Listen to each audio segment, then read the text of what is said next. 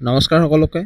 আজি আমি এই ভিডিঅ'টোত অসমৰ যিবিলাক বন্যপ্ৰাণী অভয়াৰণ্য আছে অৰ্থাৎ ৱাইল্ড লাইফ চেঞ্চুৰী সেইসমূহৰ বিষয়ে আমি আলোচনা কৰিম। মই তোমালোকৰ কাৰণে এই ভিডিঅ'টোত কেইটামান গুৰুত্বপূৰ্ণ MCQ কুৱেশ্যন লৈ আহিছোঁ। আশা কৰোঁ তোমালোকে শেষলৈ এই ভিডিঅ'টো চাই থকা। আজিৰ প্ৰথমটো কুৱেশ্যন হৈছে how many tiger reserve are there in Assam? অসমত কিমান ব্যাঘ্ৰ প্ৰকল্প আছে বা বাঘ প্ৰকল্প আছে?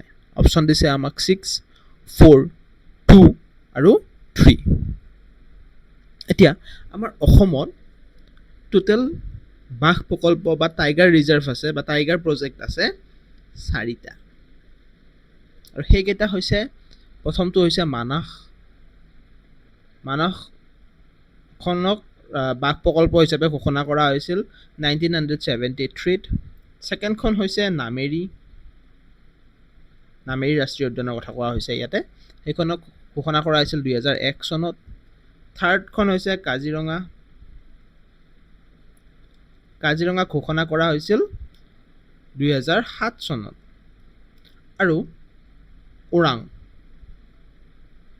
ৰাষ্ট্ৰীয় উদ্যানক ঘোষণা কৰা হৈছিল 2016 চনত। গতিকে তোমালোকে চনকেইটা মনত ৰাখিবা, কেতিয়াবা ইয়াৰ ওপৰতো কুৱেশ্যন আমাৰ আহিব পাৰে। Next question, the elephant conservation act was passed in which year? হাতী সংৰক্ষিত আইন কোন চনত গৃহীত হৈছিল? অপশ্যন 1879, 1874, 1875 আৰু 1880।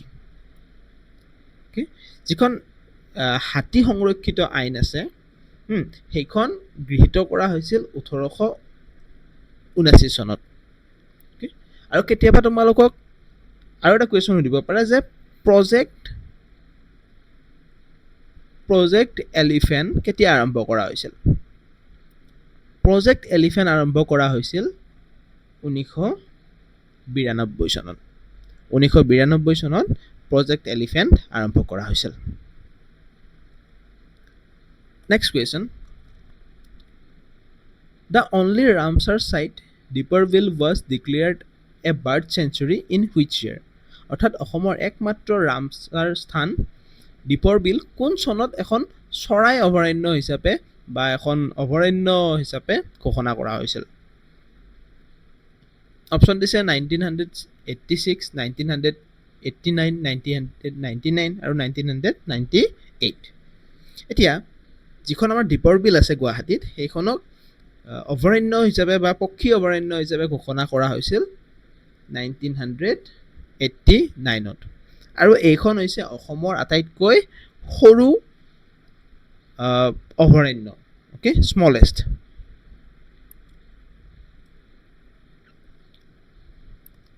Next question, Pobitora wild life sanctuary is located in? অৰ্থাৎ পবিতৰা বন্যপ্ৰাণী অভয়াৰণ্য ক'ত অৱস্থিত? অপশ্যন দিছে মৰিগাঁও, শোণিতপুৰ, ডিব্ৰুগড় আৰু তিনিচুকীয়া। এই পবিতৰা যিখন বন্যপ্ৰাণী অভয়াৰণ্য আছে সেইখন আছে মৰিগাঁও ডিষ্ট্ৰিক্টত। আৰু এইখনক এখন বন্যপ্ৰাণী অভয়াৰণ্য হিচাপে ঘোষণা কৰিছিল 1987 চনত, 1987ত। Next question, Laokhowa wild life sanctuary is located in? অৰ্থাৎ লাওখোৱা বন্যপ্ৰাণী অভয়াৰণ্য দেশত অৱস্থিত, অৰ্থাৎ ক'ত অৱস্থিত আমাক সুধিছে। অপশ্যন দিছে কাৰ্বি আংলং, নগাঁও, ওদালগুৰি আৰু দৰং। এতিয়া এই লাওখোৱা বন্যপ্ৰাণী অভয়াৰণ্যখন আছে আমাৰ নগাঁও জিলাত। আৰু এইখনক লাওখোৱা বন্যপ্ৰাণী অভয়াৰণ্যখনক মানে অভয়াৰণ্য হিচাপে ঘোষণা কৰা হৈছিল 1972 চনত। Next question, which is the oldest game reserve of Assam? অসমৰ আটাইতকৈ পুৰণি গেম ৰিজাৰ্ভ কোনখন? অপশ্যন দিছে নামেৰি নেশ্যনেল পাৰ্ক, নামেৰি ৰাষ্ট্ৰীয় উদ্যান বা ওৰাং নেশ্যনেল পাৰ্ক, মানস নেশ্যনেল পাৰ্ক আৰু ওপৰৰ এটাও নহয়। এতিয়া অসমৰ আটাইতকৈ পুৰণি গেম ৰিজাৰ্ভ বুলি ক'লে সেইখন হৈছে ওৰাং ওৰাংখনক 1915 চনতে ইয়াক গেম ৰিজাৰ্ভ বুলি কেনে ঘোষণা কৰা হৈছিল আৰু এইখন হৈছে অসমৰ একদম পুৰণি গেম ৰিজাৰ্ভ আৰু 1916 চনত কাজিৰঙা ঘোষণা কৰা হৈছিল গেম ৰিজাৰ্ভ বুলি কেনে সেইটো মনত ৰাখি থবা 1915 চনত কাজিৰঙা এখন গেম ৰিজাৰ্ভ হিচাপে ঘোষণা কৰা হৈছিল next question Wildlife Sanctuary is located in the foothill of Himalaya in the Sonitpur district. অৰ্থাৎ দেশ অভয়াৰণ্য বন্যপ্ৰাণী অভয়াৰণ্য শোণিতপুৰ জিলাৰ হিমালয়ৰ পাদদেশত অৱস্থিত অপশ্যন দিছে ভেৰজান বৰজান দীপৰ বিল সোণাই ৰূপাই ইয়াৰে এটাও নহয় এতিয়া আমি জানো যে দীপৰ বিল ক'ত আছে দীপৰ বিল আছে গুৱাহাটীত হয়নে আৰু ভেৰজান বৰজান আছে এইখন আছে তিনিচুকীয়াত আৰু সোণাই ৰূপাই এইখন আছে আমাৰ শোণিতপুৰ জিলাত সোণাই ৰূপাই এইখনক এখন অভয়াৰণ্য হিচাপে ঘোষণা কৰা হৈছিল 1998 অৰ্থাৎ 1998 চনত ইয়াক এখন অভয়াৰণ্য হিচাপে বন্যপ্ৰাণী অভয়াৰণ্য হিচাপে ঘোষণা কৰা হৈছিল next question name of the wildlife century in Jorhat district is অৰ্থাৎ যোৰহাট জিলাৰ বন্যপ্ৰাণী অভয়াৰণ্যখনৰ নাম অপশ্যন দিছে দীপৰ বিল হলংগাপাৰা আমচাং আৰু ইয়াৰে এটাও নহয় এইখন আৰু এইখন এই দুয়োখন আছে গুৱাহাটীত বা কামৰূপত গুৱাহাটী বা কামৰূপত আছে আৰু এই হলংগাপাৰাখন আছে ক'ত এইখন আছে এই যোৰহাট জিলাত আৰু এইখন যিটো আমাৰ গিবনৰ কাৰণে বিখ্যাত হয় গিবনৰ কাৰণে হলংগাপাৰা বন্যপ্ৰাণী অভয়াৰণ্যখন বিখ্যাত হয় next question Panidihing bird century is located in which of the following district of Assam অসমৰ কোনখন জিলাত পানীদিহিং বন্যপ্ৰাণী অভয়াৰণ্য অৱস্থিত অপশ্যন দিছে যোৰহাট গোলাঘাট শিৱসাগৰ ধেমাজি এতিয়া এই যিখন মানে পানীদিহিং যিখন অভয়াৰণ্য আছে সেইখন আছে শিৱসাগৰ জিলাত এই পানীদিহিং অভয়াৰণ্যখন আছে নেক্সট কুৱেশ্যন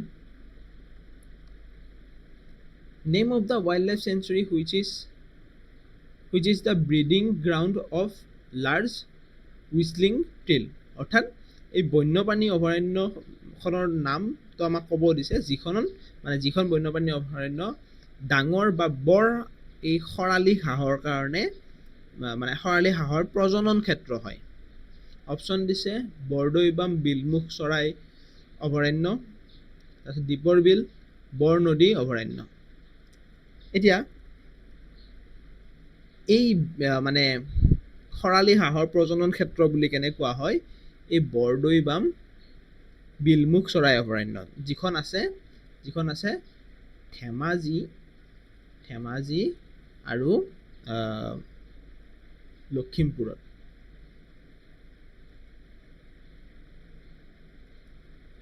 লখিমপুৰ ডিষ্ট্ৰিক্টত এইখন আছে next question Chakrashila wildlife sanctuary is famous for অৰ্থাৎ চক্ৰশিলা বন্যপ্ৰাণী অভয়াৰণ্য দেশৰ বাবে বিখ্যাত অপশ্যন দিছে Bengal tiger wild buffalo then golden langur আৰু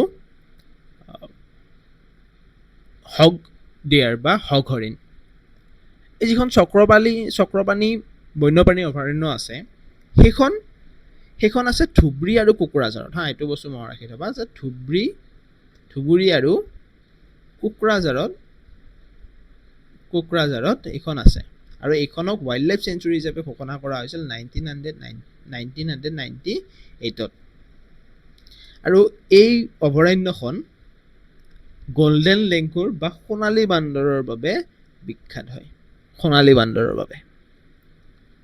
next question The only Ramsar site in Assam is অৰ্থাৎ অসমৰ একমাত্ৰ ৰামচাৰ ছাইট হ'ল, মই ভিডিঅ'টো প্ৰথমতে তোমালোকক কৈছিলোঁ যে অসমৰ একমাত্ৰ বন্যপ্ৰাণী ৰামচাৰ ছাইট হৈছে দীপৰ বিল।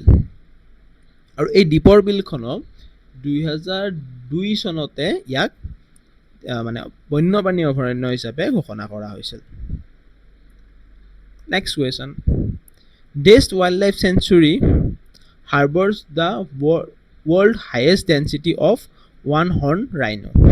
অৰ্থাৎ ডেষ্ট বন্যপ্ৰাণী অভয়াৰণ্যখনৰ বিশ্বৰ সৰ্বাধিক ঘনত্ব থকা মানে এশিঙীয়া গড়ৰ ঘনত্ব কোনখন বন্যপ্ৰাণী অভয়াৰণ্যত আছে আমাক সুধিছে।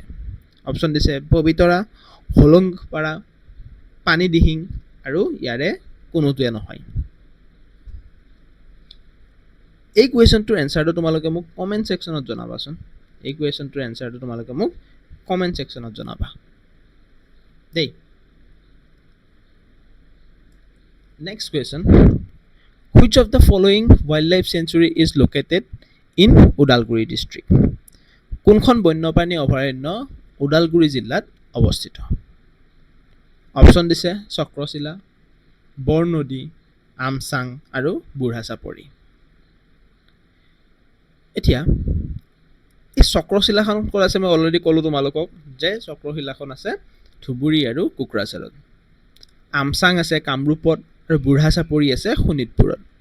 এতিয়া ওদালগুৰি আৰু বাক্সাৰ সীমাত আছে এই বৰনদী অভয়াৰণ্যখন। বৰনদী অভয়াৰণ্যখন ওদালগুৰি আৰু বাক্সাৰ সীমাত আছে। নেক্সট কুৱেশ্যন আৰু আজিৰ লাষ্ট কুৱেশ্যন এইটো। কি দিছে কুৱেশ্যনটো? ডেষ্ট wild life sanctuary is situated in the district of Nagaon and it's a part of ecosystem of the region. অৰ্থাৎ ডেষ্ট বন্যপ্ৰাণী অভয়াৰণ্য নগাঁও জিলাত অৱস্থিত আৰু ই অঞ্চলটোৰ পৰিৱেশ তন্ত্ৰৰ এক অংশ। অপশ্যন দিছে আমচাং, গৰম পানী, লাওখোৱা আৰু ওপৰে এটাও নহয়। এতিয়া আমচাংখন ক'ত আছে? আমচাংখন আছে কামৰূপত। গৰম পানী ক'ত আছে? কাৰ্বি আলঙত। আৰু লাওখোৱাখন আছে এই নগাঁও জিলাত। গতিকে আজিলৈ আমাৰ এইখিনিয়ে আছিল। আমি আৰু পিছৰ ভিডিঅ'বিলাকত এনেকুৱা ধৰণৰ আৰু গুৰুত্বপূৰ্ণ কিছুমান আমি কুৱেশ্যন তোমালোকৰ কাৰণে লৈ আহিম। আশা কৰোঁ তোমালোকে আমাৰ ভিডিঅ'বিলাক চাই কেনে কিবা অলপ হ'লেও শিকিব পাৰি আছা। Thank U.